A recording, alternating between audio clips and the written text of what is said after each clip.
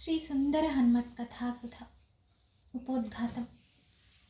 పంచాస్యమచ్యుతమనేక విచిత్ర వీర్యం శ్రీశంఖచక్రరమణీయ భుజాగ్రకేశం పీతాంబరం మకరకుండలభూషితాంగం ఉద్యోదితం కపివరం హృది భావయామి.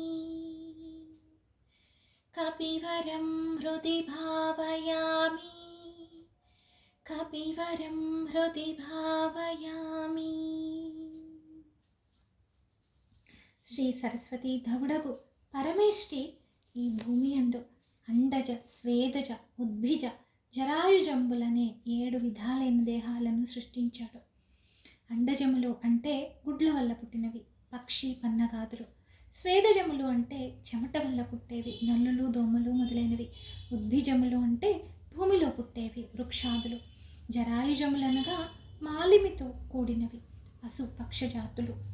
ఈ సప్తవిధ దేహాలతో దేవతా భేదములు 11 లక్షలు, మానవ భేదములు 9 లక్షలు, మృగ భేదములు 10 లక్షలు, పక్షి భేదములు 10 లక్షలు, జలచర భేదములు 10 లక్షలు, నేలపై పాకే తరు భేదంబులు 15 లక్షలు, గిరి, తరు, గుల్మ, తృణలతాది స్థావర భేదంబులు 19 లక్షలు, మొత్తం 84 లక్షలు, 84 లక్షలు. ఈ జీవరాశులన్నిటిలోకి కూడా మానవ జన్మ మహోత్కృష్టమైంది. మానవునకు మనస్సు, భాష అని రెండును ప్రధాన సాధనములై ఉన్నాయి. మనస్సుతోటి సంకల్పం చేయగలం, దాన్ని భాష చేత సాధించుకోగలం. అందుకే జంతువునాం నరజన్మం దుర్లభమని అభియుక్తోక్తి. బహుజన్మ కర్మల సత్ఫలితం వలన కానీ మానవ జన్మ లభింపదు. భగవంతుని దరిజేరుటకు తుది జన్మ. దుర్లభో మానవో దేహో దేహినాం క్షణభంగురః అని భాగవతంలో చెప్పినట్లు ఈ దేహం క్షణభంగురమైనది. కావున అనేక జన్మార్చిత పుణ్యము వలన లభ్యపడిన మనుష్య జన్మను వ్యర్థం చేసుకోక మరలా జన్మం లేకుండా ఉండేలా ఉత్తమ మార్గాన్ని అన్వేషించాలి. ప్రతి జీవి పూర్వజన్మలో తాను చేసిన సుకృత దుష్కృత కర్మ ఫలాలను స్వర్గనరకములలో అనుభవించి పుణ్య పాపశేషంతో రుణానుబంధ రూపేణ పశుపత్ని సుతాలయ అన్నట్టుగా తన రుణానుబంధమైన స్త్రీ పురుష శుక్ల శోణిత సంయోగం చేత పిండోత్పత్తి అయి 5 మాసాలలో పాదాది మూర్ధాంతము శరీర నిర్మాణమైన పిమ్మట 6వ మాసమందు జీవుడు మాతృగర్భస్థితి శరీరమందు బ్రహ్మరంధ్రం ద్వారా ప్రవేశించి దుర్గంధభూయిష్టమైన గర్భ నరకంను అనుభవింపలేక, హే పరంధామ, నేను మహాపాపాలు చేశాను, ఇక ఎన్నడూ అలాంటి పాపాలు చెయ్యను, నన్ను త్వరలో ఈ గర్భనరకం నుండి బయటకు చేర్చు అని వాపోతుంటాడు. 9 మాసాలు పూర్తయిన తోడనే దైవ ప్రేరణతో మాయ కప్పబడి తల్లి గర్భం నుండి యోనిముఖంలో బయలుపడతాడు. తదాదిగా బాల్య, యవ్వన, కౌమార, వార్ధక్యాలనే 4 దశల్లో పూర్వజన్మలో పుణ్యం ఎక్కువ చేసిన జీవుడు సుఖాన్ని, పాపం ఎక్కువ చేసిన జీవుడు ఆది వ్యాధులతో బాధపడుతూ దుఃఖాన్ని అనుభవిస్తూ ఉంటారు. ఆది అనగా మనోవికారము, భూత ప్రేత పిశాచాది దుష్టగ్రహావేశము, వ్యాధి అనగా శారీరక సంబంధమైన కుష్టు, అపస్మారము మొదలైనవి. సుఖస్యానంతరం దుఃఖం, దుఃఖస్యానంతరం సుఖం, చక్రవత్ పరివర్తంతే దుఃఖాని సుఖాని చ.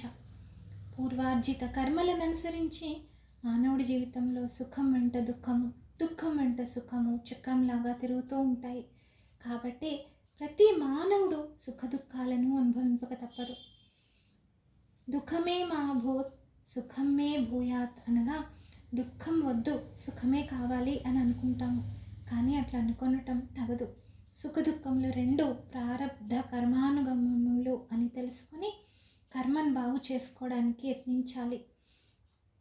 పూర్వార్జితమైన కర్మను నేడు బాగు చేసుకోవడం అసంభవం కదా అని అనరాదు. పాపోపశమనానికి మానవుడు ధర్మబద్ధమైన సత్కర్మలను ఆచరిస్తూ ఉండాలి.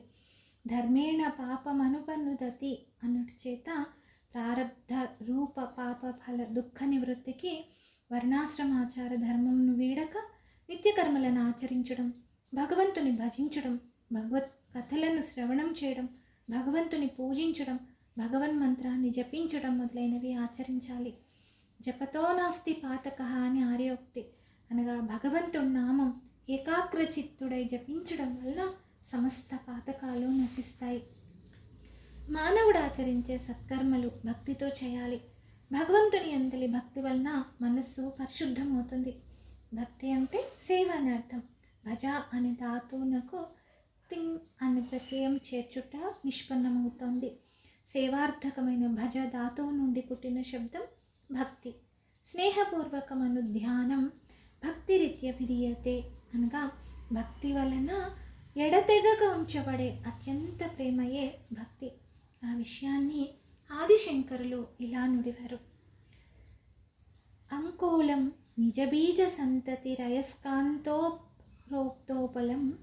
సూచిక సాధ్వీ నైజ విభుం లతాక్షితరుహం సింధుస్సరిద్వల్లభం ప్రాప్నోతీహ యథా తథా పశుపతేః పాదారవిందద్వయం చేతో వృత్తిరుపేత్య తిష్టతి సదా సా భక్తిరిత్యుచ్యతే. తమ విత్తనంల బారు ఊడుగు చెట్టును, సూదంటు రాయిని, పతివ్రత తన భర్తను, లత వృక్షమును, నది సముద్రాన్ని ఎలా చేరుతుందో అలాగే మనోవృత్తి పరమేశ్వర పాదారవింద యుగళాన్ని చేరి ఉండడమే భక్తి అని అనబడుతోంది. శ్రవణం కీర్తనం విష్ణోః స్మరణం పాదసేవనం అర్చనం వందనం దాస్యం సఖ్యమాత్మనివేదనం. భాగవతం తెలుపుతుంది. శ్రవణం భగవంతుని కళ్యాణ గుణగణాలు వినడం పరీక్షన్ మహారాజులాగా. కీర్తనం భగవన్ మహిమను కీర్తించడం నారదుడు, రామదాసు, త్యాగరాజస్వామి వారిలాగా. స్మరణం ఏకాగ్రచిత్తంతో చింతించడం ప్రహ్లాదుడు, అంబరీషుడు లాగా. పాదసేవనం పాదార విందాలను సేవించడం లక్ష్మీదేవిలా. అర్చనం అనన్య భక్తితో పూజించడం పృథు మహారాజు, గోదాదేవిలా. వందనం నమస్కారపూర్వకంగా స్తుతించడం అక్రూరుడు, సనక సనందనాదుల్లాగా. దాస్యం వృత్యుడై సదాసేవా తత్పరుడై ఉండడం హనుమంతుడిలాగా. సఖ్యం స్నేహపూర్వకంగా ఆరాధించడం అర్జునుడు, కుచేలుడులాగా. ఆత్మనివేదనం సర్వస్వాన్ని సమర్పించి సర్వాత్మన ఆత్మార్పణం గావించి పరాభక్తితో ఉండడం గోపికలు. దీన్నే మధుర భక్తి, రాధామాధవ భక్తి అంటారు. ఈ నవవిధ భక్తి మార్గాల్లో దేన్ని అనుష్ఠించినా భగవంతుడు వశమవుతాడు.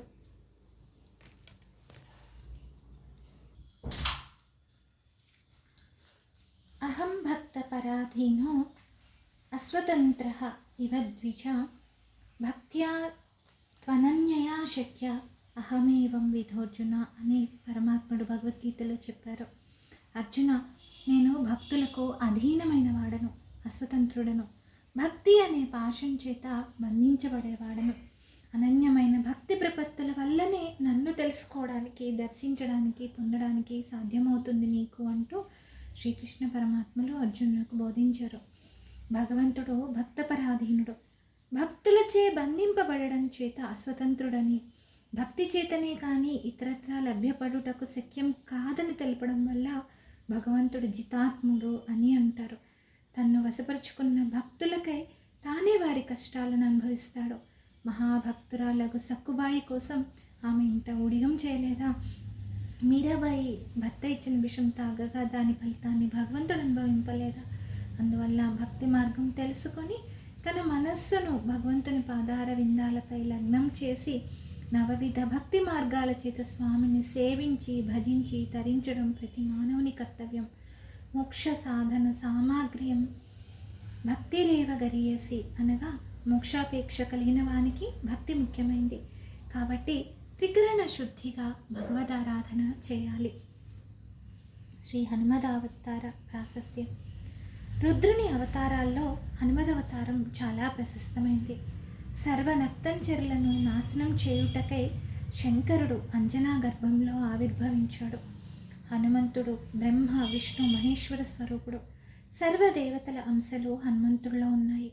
సకల దేవతా వరప్రసాది, స్థిరజీవి, బ్రహ్మచర్య దీక్షాదక్షుడు, అసాధ్య కార్యాలను సాధించినవాడు, అఖండ బల పరాక్రమ సంపన్నుడు, పూర్ణావతారుడైన శ్రీరామచంద్రుని దాస్య సేవాభక్తితో కొలిచి దాస్యభక్తి ఇలాంటిది అని నిరూపించినవాడు, రామనామాన్ని జపించి తన శరీరమంతా జీర్ణింపజేసుకున్నవాడు, రామభక్తుల్లో ఇలాంటి వాడు లేడని రాముడి చేత కొనియాడబడినవాడు, ప్రాణావశిష్ఠులై ఉన్న తన వారలకు ప్రాణదానం చేసి ప్రాణదాత అని ప్రఖ్యాతి వహించినవాడు, రామభక్తి సామ్రాజ్యాధినేత హనుమంతుడు. హనుమంతుని భక్తి భావం ఎలాంటిదో శంకరాచార్యులు ఇలా తెలిపారు. సదా రామ రామేతి రామామృతం తే, సదా రామమానంద నిష్యందకందం, పిబంతం సమస్తం హసంతం సుదంతం, హనుమంతమంతర్భజేతంచితాంతం. ఎల్లప్పుడూ రామామృత పానమున ఆనంద ప్రవాహంలో మునిగి తేలుతూ ఆనందాతిరేక నౌడలు తెలియకుండా విహరిస్తూ ఉండే హనుమంతుణ్ణి భజిస్తాను. హనుమంతుడు భూతనాథుడైన రుద్రుడు మరియు గ్రామరక్షకుడు. ఆది వ్యాధులచే బాధపడే కలియుగ మానవులకు సకల భూత బాధల నుండి విముక్తి కలిగించేవాడు. రామాయణోత్కృష్టతను చాటుతూ రామనామామృతాన్ని పంచిపెడుతూ మానవులను పునీతుల్ని చేసేవాడు. భక్తుల పాలిటే కల్పవృక్షం వంటివాడు.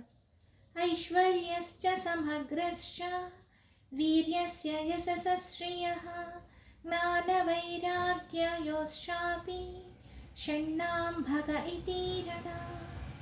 సమగ్రమైన ఐశ్వర్యం, వీర్యం, యశస్సు, సంపద, జ్ఞానం, వైరాగ్యం అను ఈ 6 గుణాలు గలవాడు భగవంతుడు. పై 6 గుణాలు హనుమంతుల్లో ఉండడం చేత ఈ అంజనాతనయుడు సాక్షాత్తు భగవంతుడే అని మునుల చేత కీర్తింపబడినవాడు. తన హృదయ సింహాసనమున సీతారాములను అధిష్ఠింపజేసుకొనిన అఖండ శ్రీరామ భక్తుడు. అనిమాది అష్టసిద్ధులు హనుమంతుడికే కలవు. ఇలాంటి మహామహిమాన్వితుడైన హనుమదావతారం ఎంతో ప్రశస్తమైంది. శ్రీ హనుమదారాధనా ఫలము. ఒకానొకప్పుడు మహోత్తుంగ కైలాస శిఖరంపై శంకర భగవానుడు పార్వతితో బంగారు సింహాసనమునందు అధిష్ఠించి ఉన్న సమయమున పార్వతీదేవి పరమేశ్వరుని ఇలా ప్రశ్నించింది. భగవన్ దేవదేవేశ శంభో శంకర శాశ్వత మహాదేవ జగన్నాథ శివ విశ్వార్తిహారక సంగ్రామే సంకటే ఘోరే భూత ప్రేతాదికే భయే దుఃఖ దావాగ్ని సంతప్తే బంధనే వ్యాధి సంకులే దారిద్ర్యే మహతి ప్రాప్తే కుష్ఠరోగే జ్వరే భ్రమే చాతుర్థికే సన్నిపాతే వాతే పిత్తే కఫే తథా శోకాకులేషు మర్త్యేషు కేన రక్షా భవేద్ధ్రువం. స్వామి పరమేశ్వర, నీవు దేవదేవుడవు, శాశ్వతుడవు, మహాదేవుడవు, జగన్నాథుడవు, లోక బాధలను హరించేవాడవు. ఈ ప్రపంచమందలి మానవులు ఆది వ్యాధులతోనూ యుద్ధ భయాలతోనూ భూత ప్రేత పిశాచాదుల వలన భయంతోనూ బంధనాలతోనూ దారిద్ర్యంతోనూ దుఃఖ దావాగ్ని సంతప్తులై బాధలు పడుతున్నారు. స్వకాకుల చిత్తులైన మానవులకు తరుణోపాయం ఏమిటి అని ప్రశ్నించారు. పార్వతి ప్రశ్నకు పరమశివుడు సంతోషించి, ఓ పార్వతి, నీవు లోకోపకారమైన విషయం అడిగావు, చెప్తాను, శ్రద్ధగా విను. నేను లోకోపకారార్థమై హనుమంతుడు అనే పేరు గల వానరుడుగా జన్మించాను. హనుమంతుని యందు సర్వదేవతల అంశలు ఇమిడి ఉన్నాయి. కలుష చిత్తులైన కలియుగ మానవులు హనుమదారాధన చేస్తే సకల పాపాల నుండి విముక్తి పొందుతారు. ఆంజనేయ పూజితశ్చేత్ పూజితా సర్వదేవతాః హనుమన్మహిమా శక్యో బ్రహ్మణాపి న వర్ణితుం.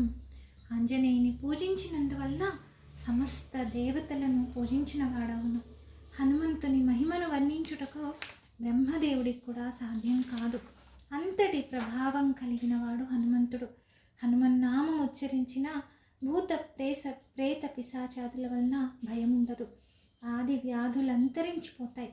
కలియుగ మానవులు తరించడానికి హనుమంతుని ఆరాధించడమే సులువైన మార్గం అని పార్వతీదేవికి పరమేశ్వరుడు చెప్పారు. ఆలోట్య వేద శాస్త్రాణి సర్వాణ్యపి మహర్షిభిః ఇదమేకం సునిర్ణీతం న దైవం హనుమత్పరం. వేదశాస్త్రాలను పరిశీలించిన మహర్షులు హనుమంతుని కన్నా పరదైవం లేరు అని నిర్ణయించారు అని వానర గీత యందు దదిముఖుడనే కవివరుడు పలికాడు. శ్రీ హనుమదారాధనలో మానవులు సర్వాభీష్టాలను పొందుతుంటారు. మరియు బుద్ధిర్బలం యశోధైర్యం నిర్భయత్వమరోగత అజాడ్యం వాక్పటుత్వం చ హనుమాత్ స్మరణాత్ భవేత్.